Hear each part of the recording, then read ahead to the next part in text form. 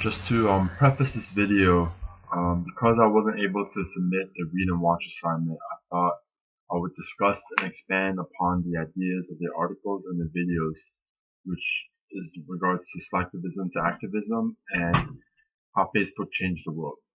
So, the impact of social media has on this world in such a short period of time is astounding and sometimes hard to really wrap our minds around it because it became such an international phenomenon and such an international broad spectrum in such a short period of time that sometimes we don't realize just how big social media has become. It might be easier to recognize it now, but especially at the beginning of Facebook, beginning of Twitter, it's just something that felt that we can reach out into the world, but at the same time, you didn't realize just how far into the world and the impact it could have on this world.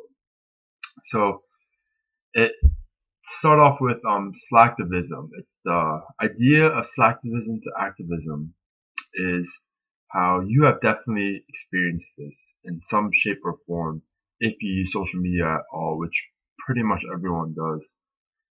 If you have seen an awareness post, a cause campaign, and you actively from your desktop supported it through social media, that is the beginning of slacktivism, which is it's quick, it's efficient, and it spreads quickly like wildfire all over the internet. And you supporting it is showing that you are willing to get behind the cause instead of having to show up at a rally.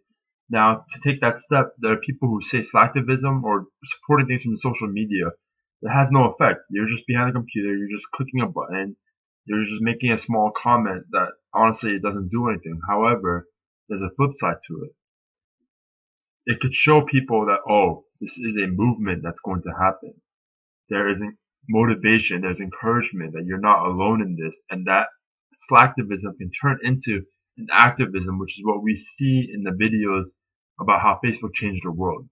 So in the Arab countries, it just started from social media. Awareness was spread through social media, and it grew into a movement. It grew into a revolution to overthrow the government, which was corrupt, treating its citizens unfairly. And a lot of it can be credited to social media. How from those posts, from the awareness, from it being spread, it really just grew and it blossomed into what happened. Now, of course, it started off more peacefully. It started off with intentions of just bringing awareness and wanting change. However, there was opposition. There was fights breaking out. The government indirectly retaliated by the pro-government supporters.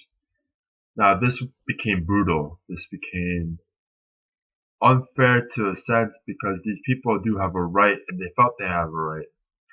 However, a lot of this wasn't being broadcasted to the world. This was kept very locally or even in the Middle East area. But I love how in the video that we watched, it was shared how these people were equipped with a new weapon, and that weapon is just a phone or a video camera, honestly, that can be connected to a computer. All these videos started to get uplinked, all these videos started to get posted all over and it was spread. And this really showed the power of social media.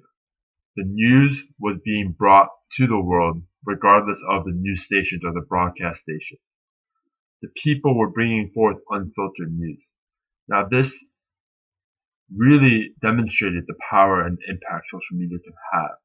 Now this spread to the Middle East countries, but of course in Revolt it is a very powerful tool, but it goes beyond that. It goes to the companies, to your friends, to news being constantly shared.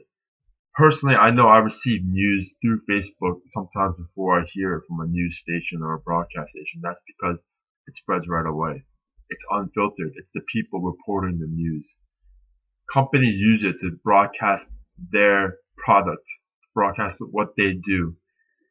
Things such as when France was hit and we were asked to change our profile pictures to show support. That might be slacktivism, but that also does show, hey, this person does support us if they can't be here physically. Some may choose not to be there physically. And this just the impact social media had on this world and continuously does have is also a very scary thing, because if social media can get controlled by an all-known source with ulterior motives, the news that will be channeled to the people, to the masses, can be controlled. And what we hear, what we learn, what we see can be controlled is a very scary thing, but at the same time, at the moment, it is very unfiltered. It is very raw. People are just bringing forth things they see, things they hear, things they think. Now, it might not always change people's opinions right away, which is, it's true, but the fact that it is being brought to your attention is such a huge thing and can't be compared to the world as it was before social media. And the impact of it is just continuously growing, and it will continuously grow, hopefully in a positive manner.